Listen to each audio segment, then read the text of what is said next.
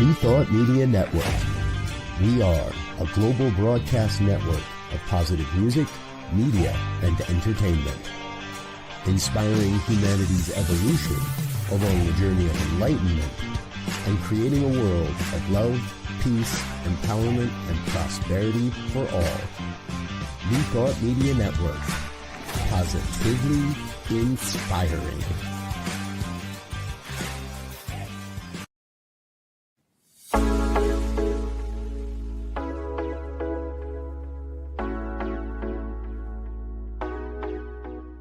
What if the person you think you are is just a fraction of who you truly are?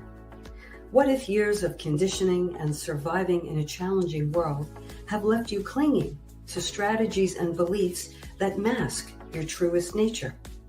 I'm Catherine Duca, psychotherapist and self-esteem coach, and you're listening to Who Do You Think You Are? A show that looks beneath our psychological masks and uncovers our profoundly messy, beautiful, brilliant, tender-hearted essence. Join me as we go in search of the hidden power of our true selves. I'm so glad you're here.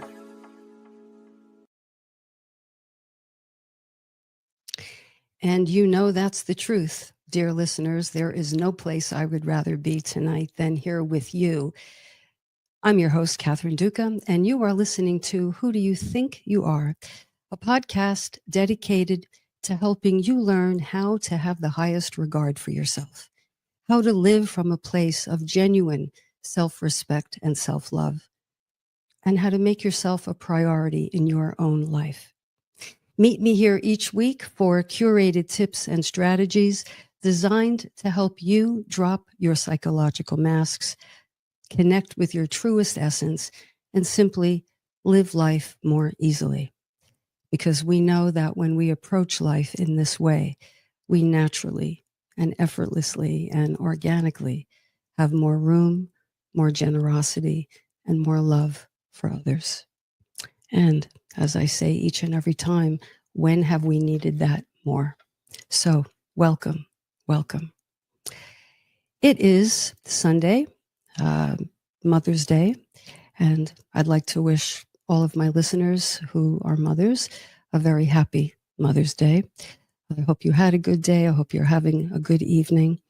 But, you know, I can't let the day go by without acknowledging some of the other ways in which some people are experiencing Mother's Day.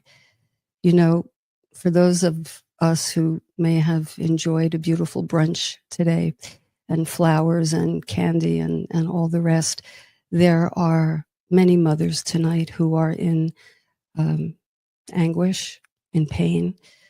Of course, there are mothers who have lost their children, mothers who wanted to have, or people, I should say, women who wanted to have children and couldn't, or had children, and maybe the children have broken their hearts. Maybe they're estranged, all kinds of things. And so I want to take a moment and acknowledge those mothers, or the women who didn't get to become mothers, but very much wanted to.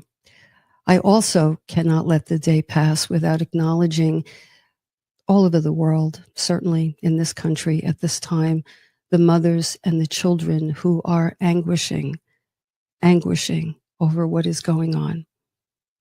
Children who are ripped away from their mothers. You know, you listen to the news.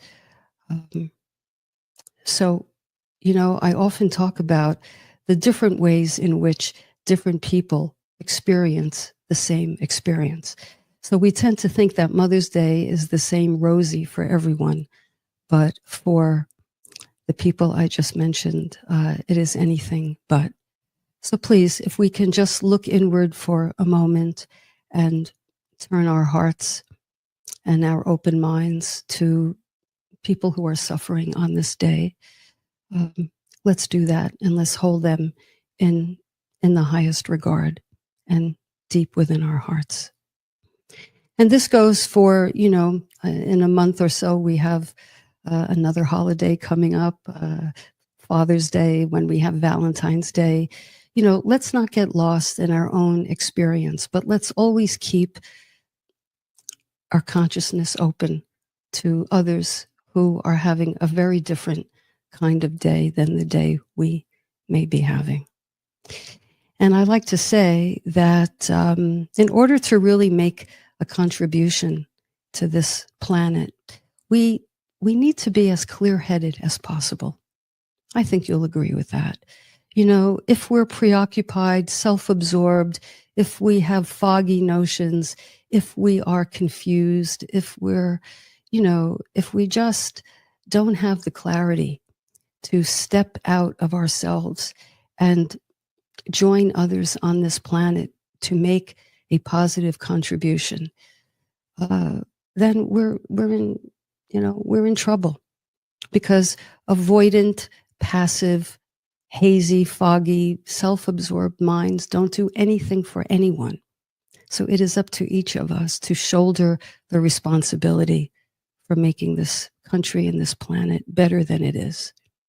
Better than it is. So it is to that end to cultivate inner clarity and greater self-awareness that I am going to turn to the topic at hand tonight.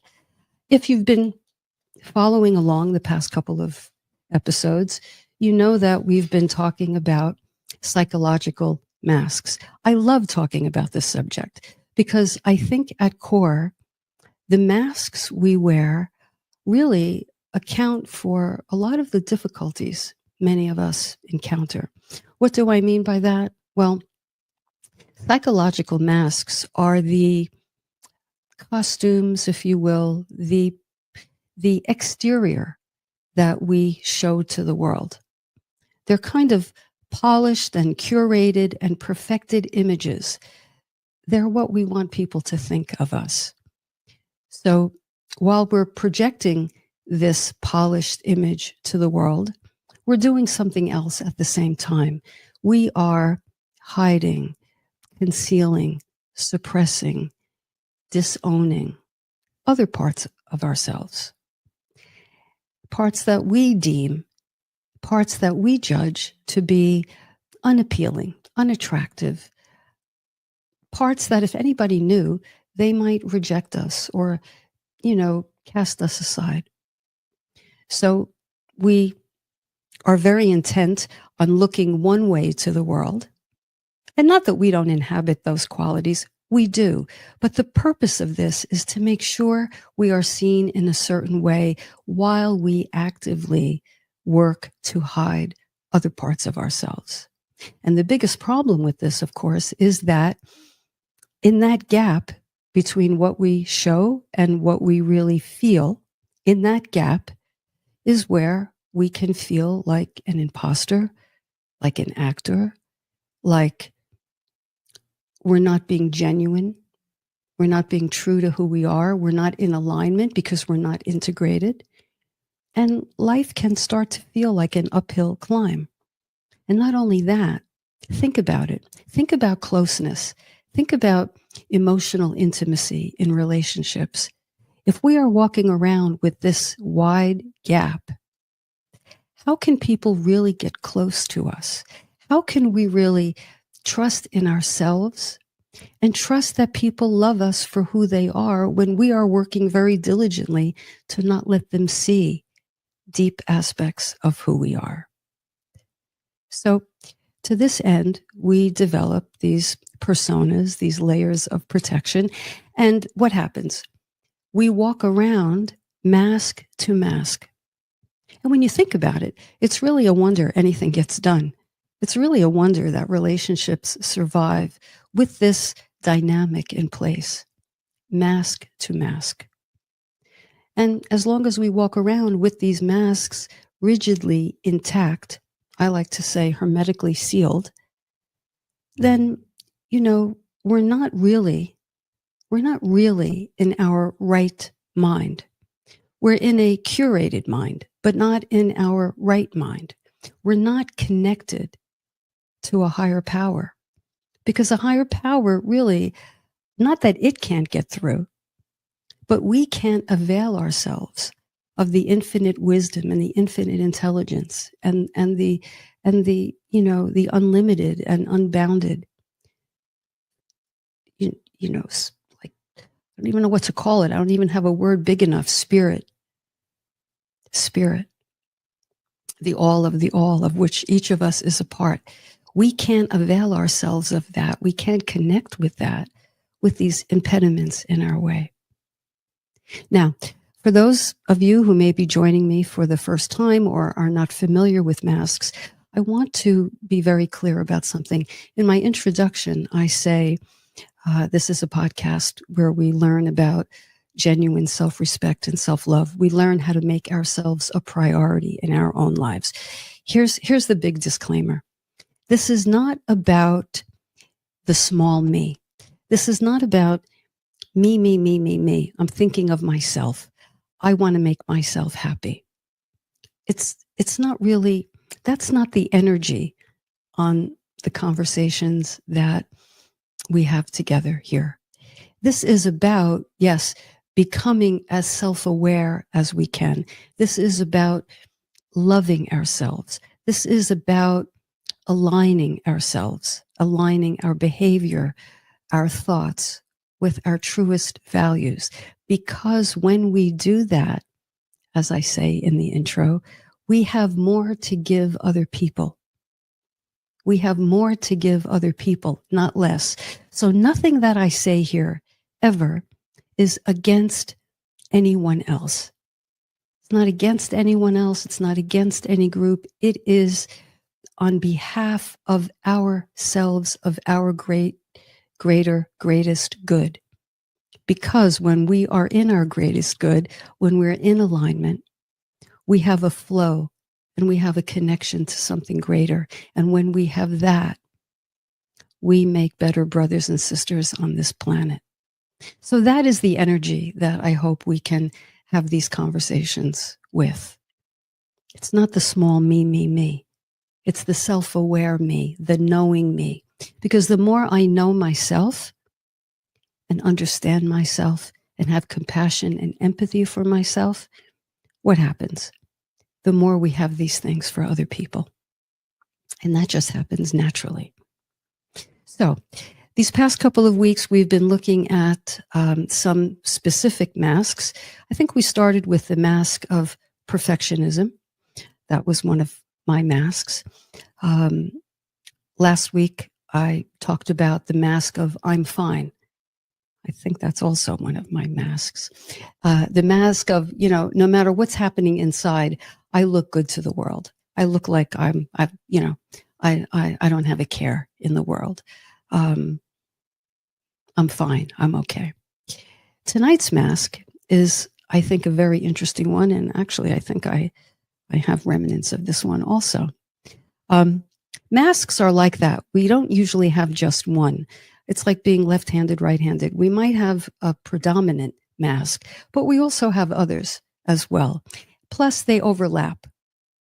So you may hear some similarities in the mask we're going to be talking about tonight with the masks I've been talking about.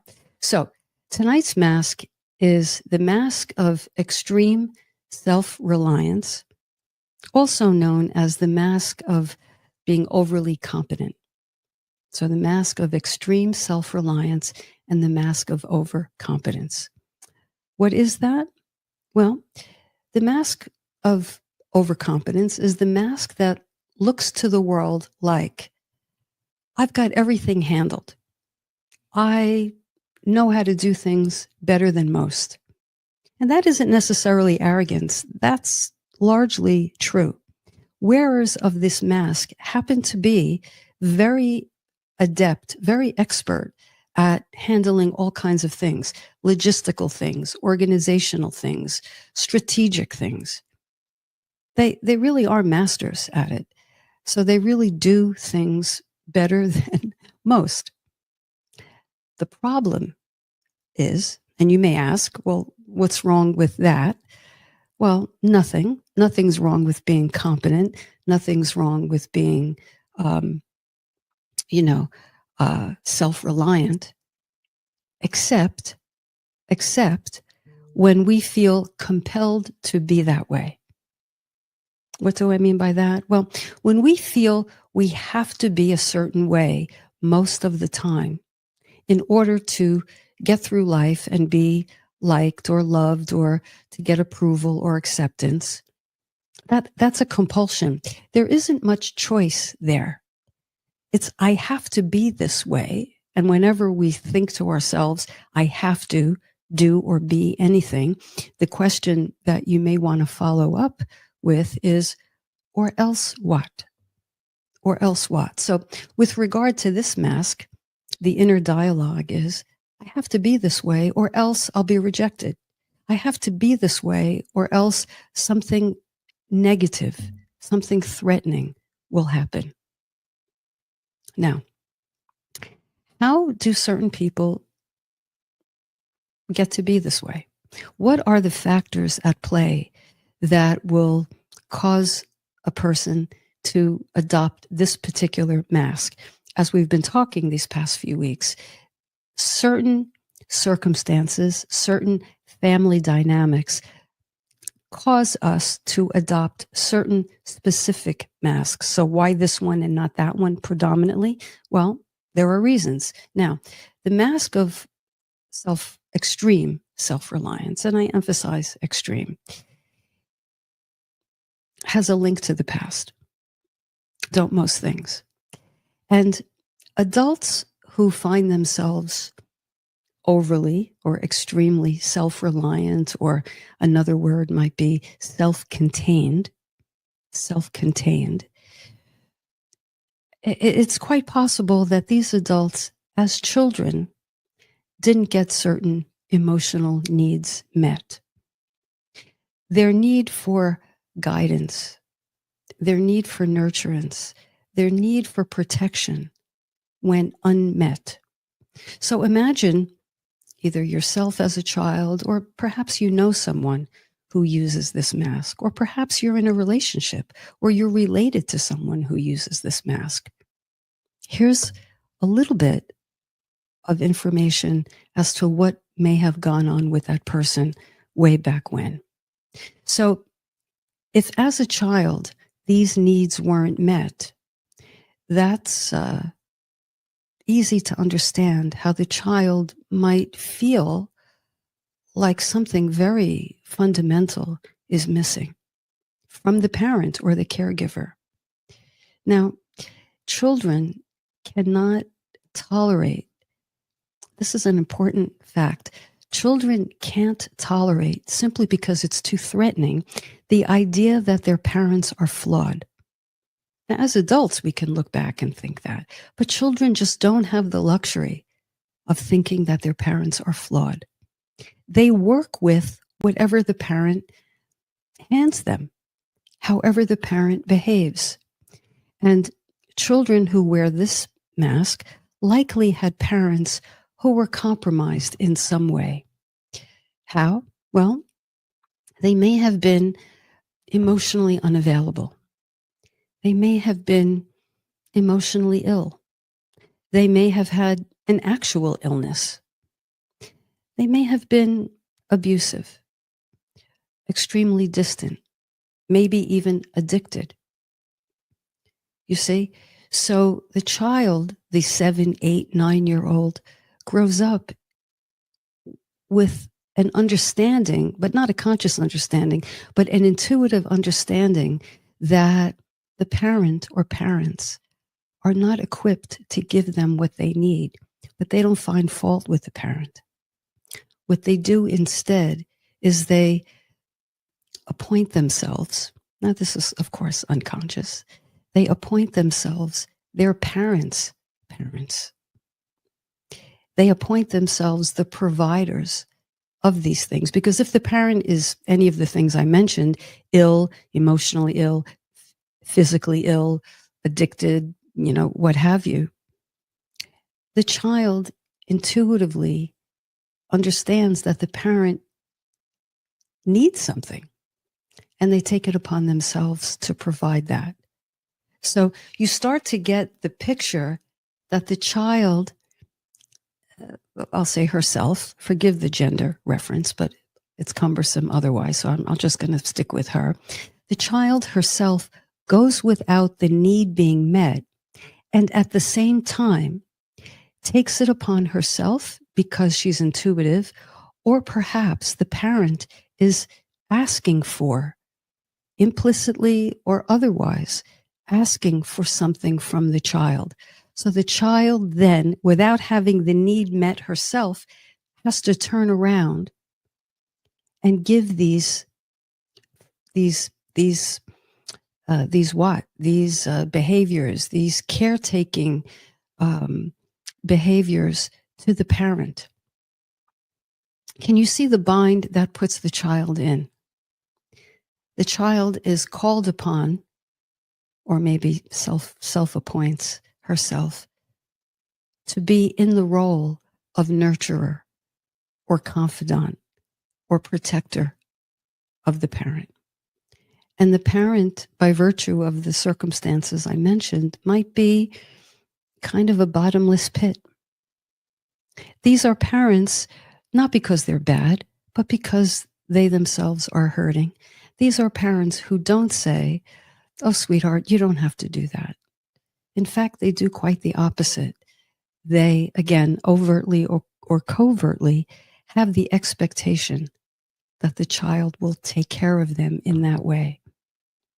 Can you start to understand the difficulty there? It's really a bind. And so what happens is, and this is really so weighty, I think, what happens is the child grows into an adult who just internally, implicitly feels that her needs, first of all, are not in the equation at all. And if they are to be in the equation, she assumes that no one is available or equipped to meet her needs. So she just says to herself, almost like taking a vow, but it's really a conclusion. Hey, I have to take care of myself. I have to be self-contained. If I need something, I have to figure it out myself. And then what happens is the cumulative effect of these unmet needs kind of crescendos into an adult who feels that her needs over time are just too much for anybody to meet. They're just too much. They're too intense. They're too powerful. And wow, they better not leak out. And so the suppression of those needs and the enhancement of that belief intensifies. And so you have a person who really, in a very real way, does not have a receptor to receive. Think of it as like a surround sound, if you will, or a wall that has no seams. No seams. And so therefore, nothing old or stale can get out. The beliefs can't be released. And nothing fresh or new or restorative can ever get in. The person exists behind a wall of belief that says, I have to do things myself.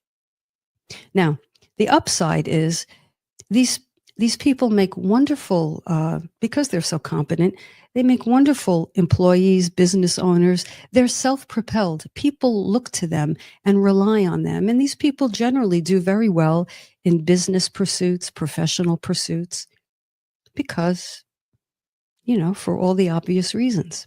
They don't have to be micromanaged. They are self-propelled. But you can start to feel the inner tension that builds. Now that person is in a relationship, say.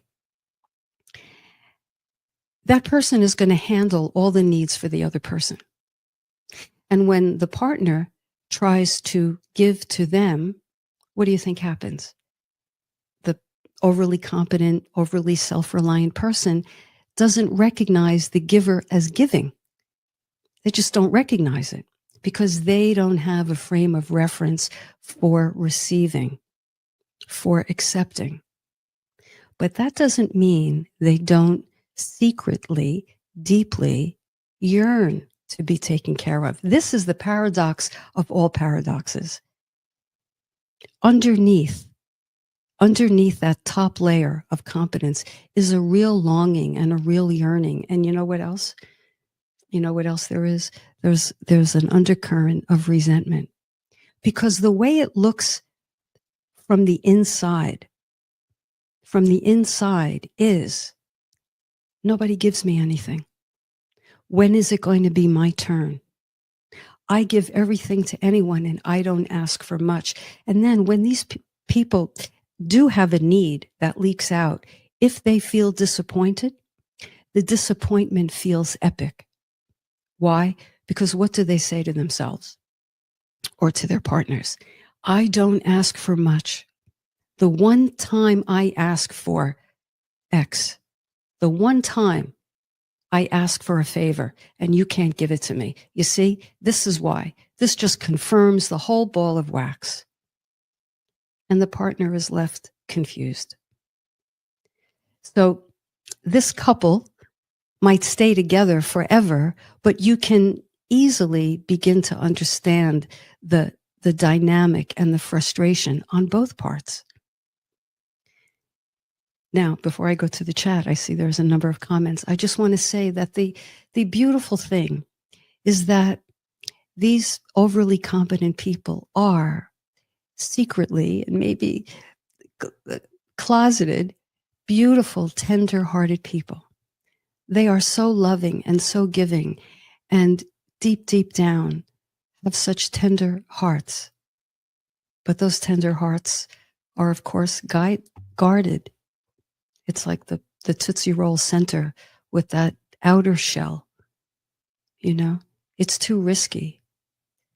It's too risky to be vulnerable. And not only is it too risky, most of the time, wearers of this mask are not aware. They're not consciously aware. They may be unconscious, but they're not consciously aware that they have these needs. And so they're estranged from themselves. They're estranged from their inner longing. You know, it reminds me of the planes at Newark Airport lately. It's like there's no communication. The radar is dark. And so without that radar, inner radar, we can't communicate with ourselves. We can't help ourselves along. We just magically, somehow, expect our needs to be met, but we don't have any navigational system for how that can happen. I hope tonight's conversation starts to shed some light into how wearers of this mask can navigate a little more smoothly and a little more effectively. That said, and before we go to break, I'm going to take some comments here. Let's see. I don't know if these are in order. Let me go up here. Let me see. Michelle. Welcome, Michelle. I was wondering the same thing. It's a wonder we connect at all. Well, it is a wonder. And when we do connect, you know, we have to savor it. We have to appreciate it. We have to do more of what works. But too many of us walk around relatively unconnected or disconnected. So thank you, Michelle. Judy, just Judy. Hello, welcome. This sounds as if it overlaps with the independent mask. It does, but it's good to ask for help when it's needed, if you recognize that you need help. Now, I said before that I have remnants of this mask. I do. And I will tell you that personally, I don't have any trouble asking for help. I really don't. I don't have anything against it. And I would say I don't have difficulty asking for help. What I do have difficulty with is recognizing when I need help. I will wring my hands before it occurs to me, pick up the phone and ask somebody for help. Ask somebody what their take is on a certain dilemma I'm having. Ask for advice or something, or just listen. I don't always recognize when I need that. If that bell were to ring, then I could ask for help. But my problem is a step or two before that. So Yes, Judy, you're right. It's good to ask for help when needed, if and when we recognize that we need it. Still, Bill, as you know, I was the all-knowing, yes, I do know, Bill. I was the all-knowing, all-powerful, indestructible Bill. Just listen to that. The all-powerful, all-knowing, indestructible Bill. I had to protect myself from them, my family. Yes, yes. And all of the masks developed out of self-protection, out of the brilliance of the childhood mind. Because we can't find fault with our parents, we will invent a way. We will come up with a strategy to take it upon ourselves and fill in the gaps that way. So, Bill, absolutely. Just Judy again. If the family can't meet the child's needs, perhaps the child looks elsewhere, to a teacher, to a friend, to a pastor, to a neighbor, somebody who is empathic toward them. Yes, absolutely. If they're fortunate enough to have such a person. Yes, absolutely. Absolutely. That's why, if you're a neighbor, if you're a teacher, if you're someone in a child's life, don't underestimate the influence you have by being attuned to that child, by meeting that child where they're at, by loving that child unconditionally. Absolutely. All right, let's see. Janine, welcome. People with this mask also get a lot of positive reinforcement from the world at large because they're regarded as being super reliable. That's right. That's right. And I think not only does every mask, Janine, but I would say every quality, just about every quality. I can't speak to the quality of, I can't agree that a quality like cruelty or revenge or sadistic impulses, I can't say that about those qualities, but every other quality has a dual purpose and can be used for a positive outcome or for, I'll say, a negative outcome. So yeah, as I was saying before, these people are self-propelled and they are regarded very highly for their competence, and people rely on them. And that can be a wonderful thing. We need people in charge. Again, if the cost to the self is too high, if we keep this mask in place, A, because we don't even know we have it, but B, because if we know we have it, we don't know how to loosen it, then it's self-perpetuating. And wearers of this mask do another interesting thing. They put themselves in more and more intense positions. You know, the stakes get higher and higher. They take more and more on in order to have that positive reinforcement because they're hungry for acknowledgement. And this is the only way. Let me say that again. This is the only way they know how to get it. So it is self-perpetuating. But, you know, we all know the saying, when we know better, we do better. So I hope this part of the conversation has served to kind of get us all in the mindset to self-examine and ask ourselves, which mask am I wearing?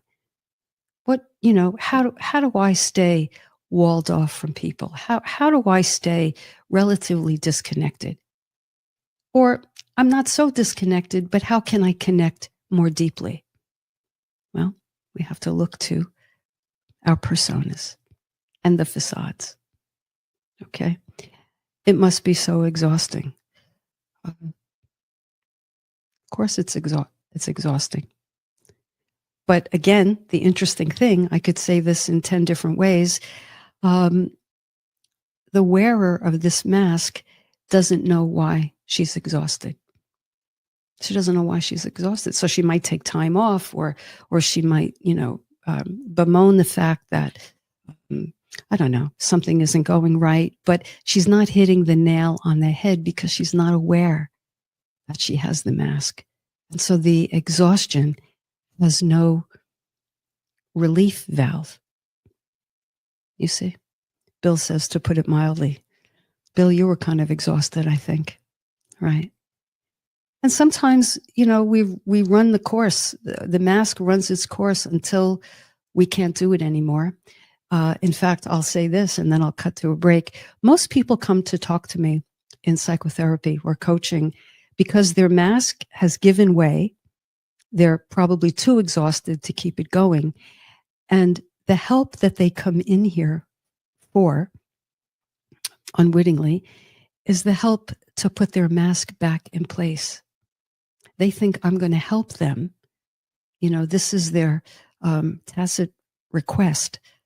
Help me be the person I was before, the overachiever, the overly in charge. I liked it that way. I liked it that way because that's all I knew. And anything that isn't that can feel very destabilizing. So people are initially a bit surprised when I do not help them do that. I help them look within because, and we'll talk about this, I promise, when we come back, what that mask conceals is golden. It is beautiful. It is energy, stagnant energy that when freed up can do wonderful things. It is amazing. The thing we least expect is the thing that really sets us free. Join me after the break and we'll talk about that very notion. So you are listening to Who Do You Think You Are on New Thought Media Network. Let's take a short break. Stay with me. We'll be right back.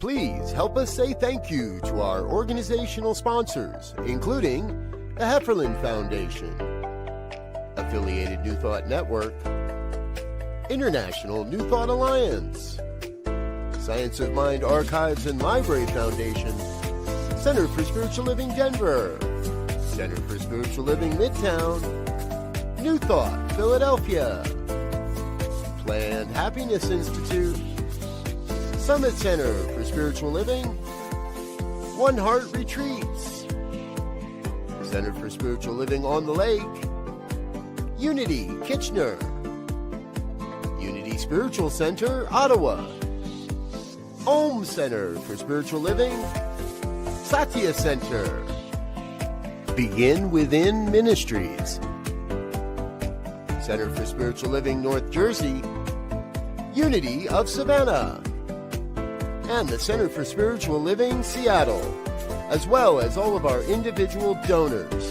Thank you for being part of the New Thought Media Network.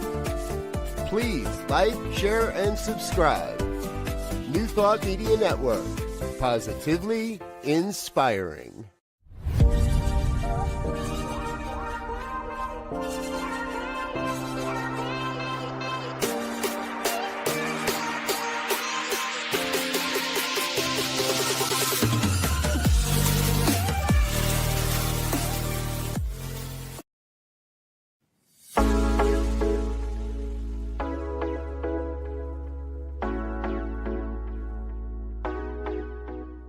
What if the person you think you are is just a fraction of who you truly are? What if years of conditioning and surviving in a challenging world have left you clinging to strategies and beliefs that mask your truest nature? I'm Catherine Duca, psychotherapist and self-esteem coach, and you're listening to Who Do You Think You Are? A show that looks beneath our psychological masks and uncovers our profoundly messy, beautiful, brilliant, tender-hearted essence. Join me as we go in search of the hidden power of our true selves. I'm so glad you're here.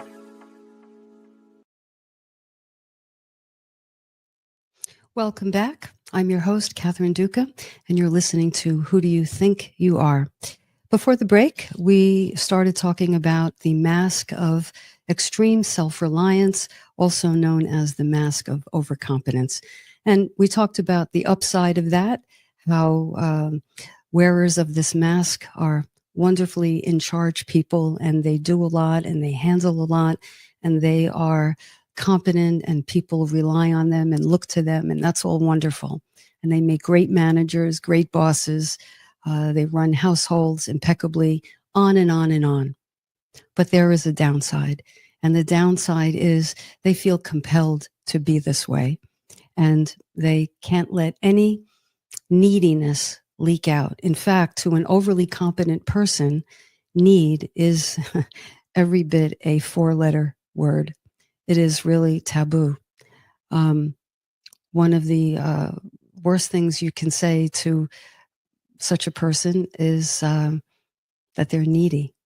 It's an abhorrent way to feel. And we talked about why that is so. Oftentimes, the child had to take care of a parent who could not provide that for the child. And in so doing, they simply learned to be alone in a sense, handle challenges by themselves and not look to anyone to help them out. Right? So in this part of the show, I'd like to talk about what those who wear this mask, what they can do gently and with self-compassion to start to not take the mask off. And incidentally, I want to say something about that, but let me not take the mask off, but just loosen it a little bit. Just kind of pick up the edge and take a peek at what's underneath. I want to say that the goal of dropping our masks isn't literally to drop the mask completely. None of us can walk around like a raw nerve, nor should we. Absolutely not. We need our personas. We are our personalities. But if we are so identified with this persona, so identified that we have no flexibility, no give, no room to be any other way, that's where, that young tree in the winter time, right? We have to bend, because if we don't, what happens? We'll snap. And what does it mean to snap? It means to lash out. It means to get sick. It means to get depressed. And this can really be avoided, or at least mitigated, with this kind of awareness. So I want to talk about a few points, a few things that wearers of this mask can do.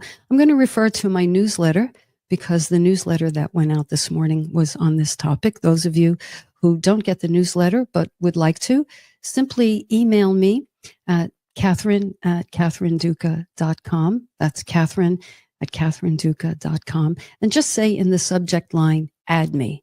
And I'll know what you mean, and you will get a copy of the newsletter the very next Sunday at 5:00 in the morning. Okay, so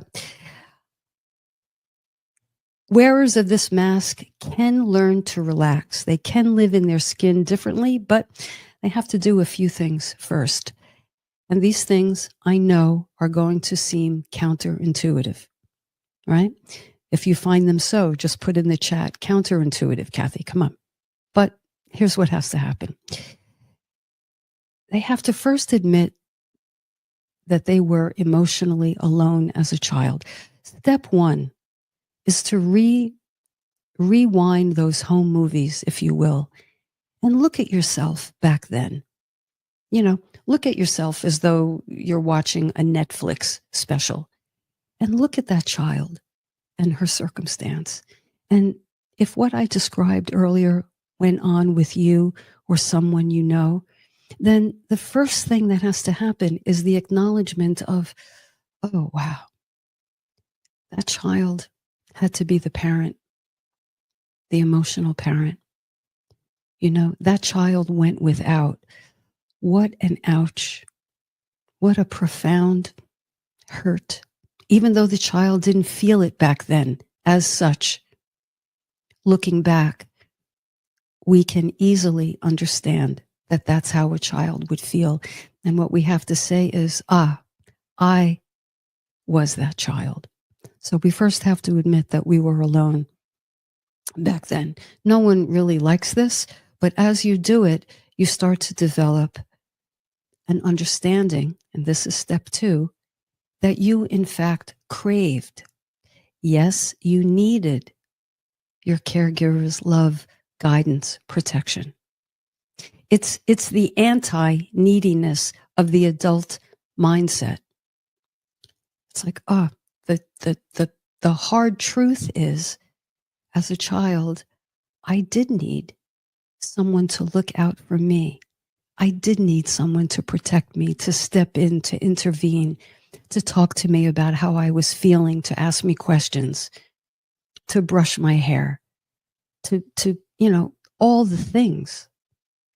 You have to acknowledge the need. Now, this is a double helix of tough stuff, because A, my young self needed those things, and B, I didn't get them.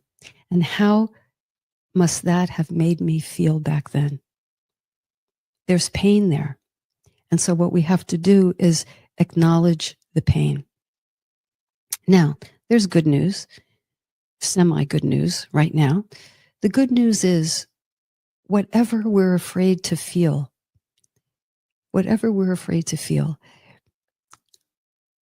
those things have already happened, and we survived them because we're here. What this work is about is the willingness to feel the feelings about what happened, because that's what we couldn't do as children.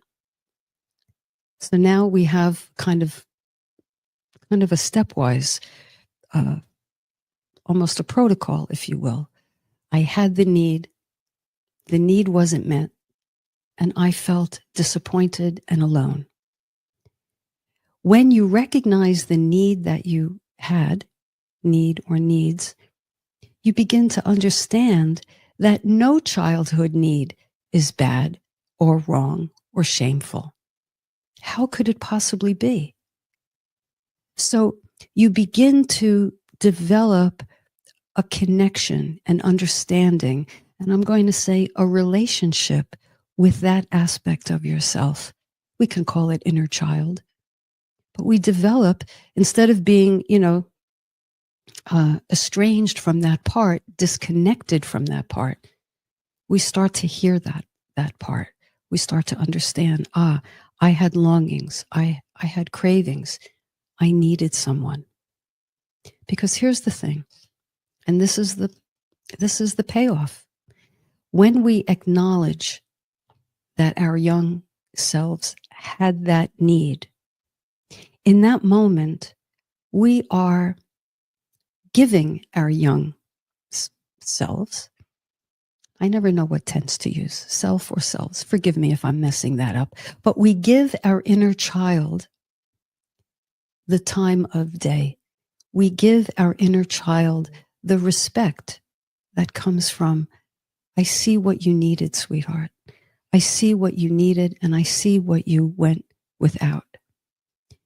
And that is where the phenomenon, the miracle of integration happens. That's where self-connection happens. So you have to kind of walk through the painful reality to understand that child, meet her where she was, and in so doing, you then have her back. And you become, in that instant, something mind-blowing. You become the person that child needed in childhood to protect them or guide them or nurture them. You become, vis-a-vis this mental reconstruction, if you will, you become the person you needed back then and didn't have. You become that to yourself from this moment forward. And that is the most powerful, the most potent thing we can do for ourselves. And that's where we go from being separate from ourselves to connected. We go from misalignment to alignment. And when we're aligned, we're just in better shape. We're just clear-headed. And probably most important of all, not probably, most important of all, we have an open channel. We have access to the miracles all around us. We have access to divine intelligence and an unlimited and abundant spiritual source of love and goodness. And so this is really how it happens. It's a simple process because I just went through it. It's a simple process. It's not easy because we have to go through all the beliefs and all the years and the layers of conditioning. That's what's hard. But the thing itself is quite simple.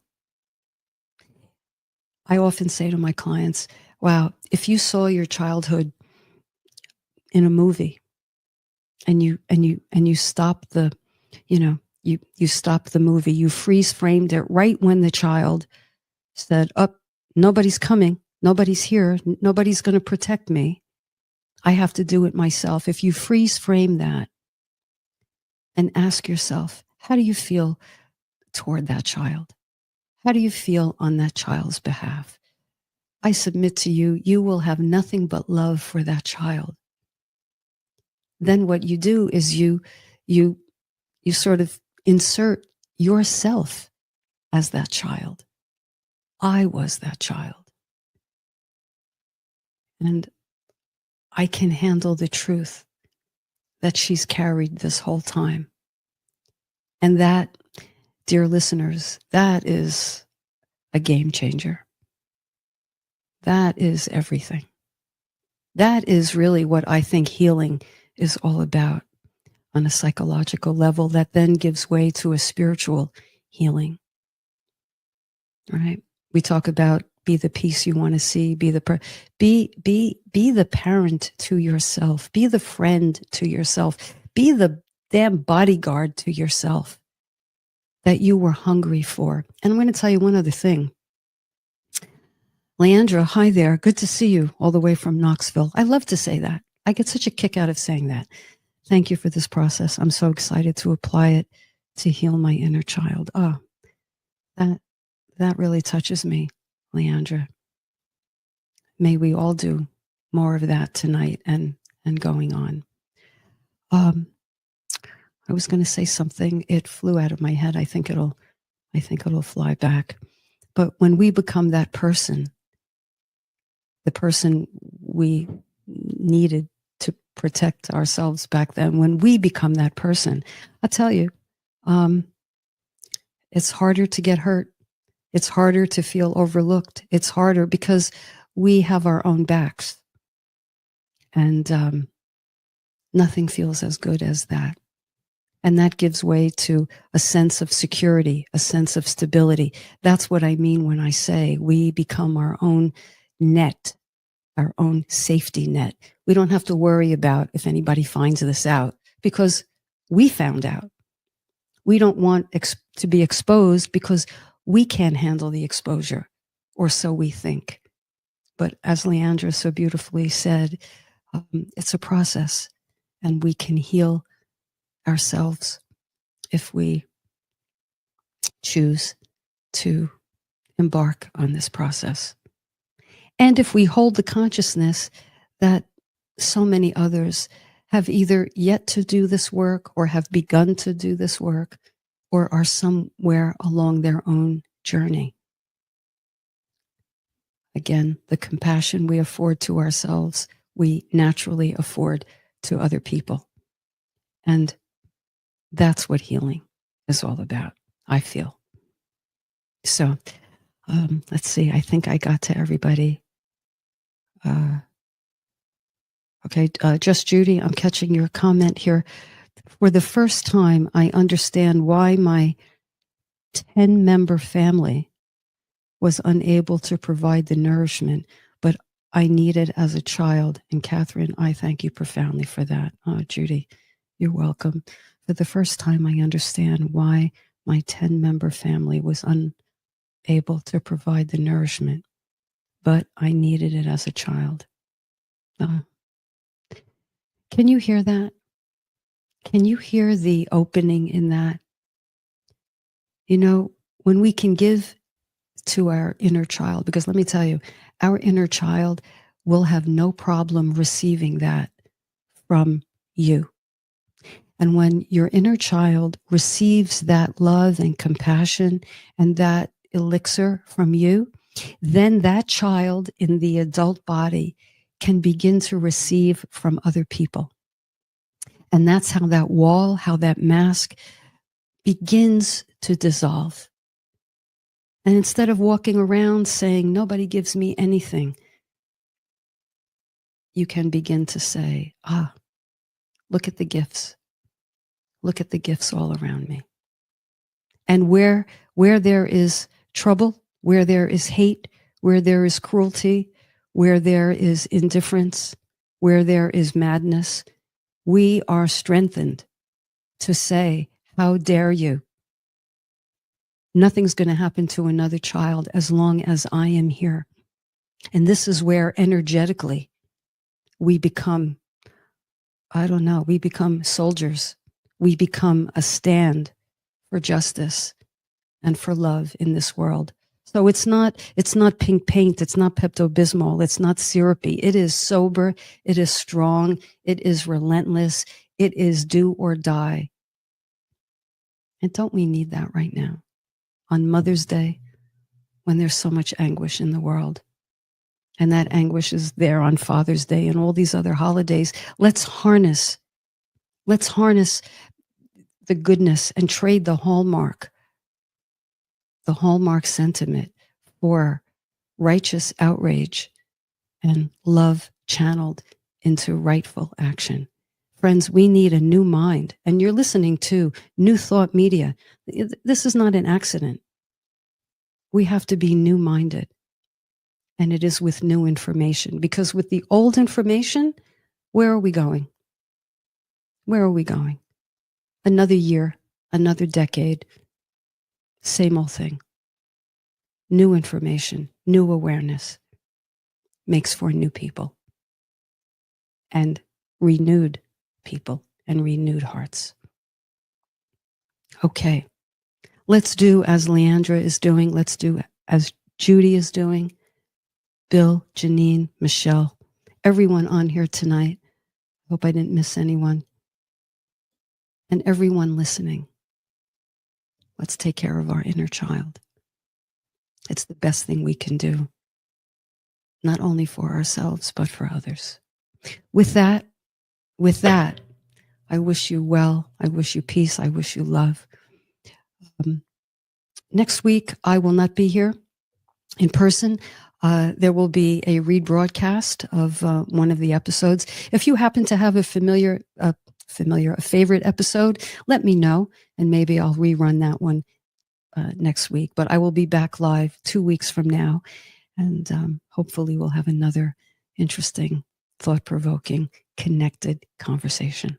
I'll take you all with me this week. I hope you do the same with one another and with me.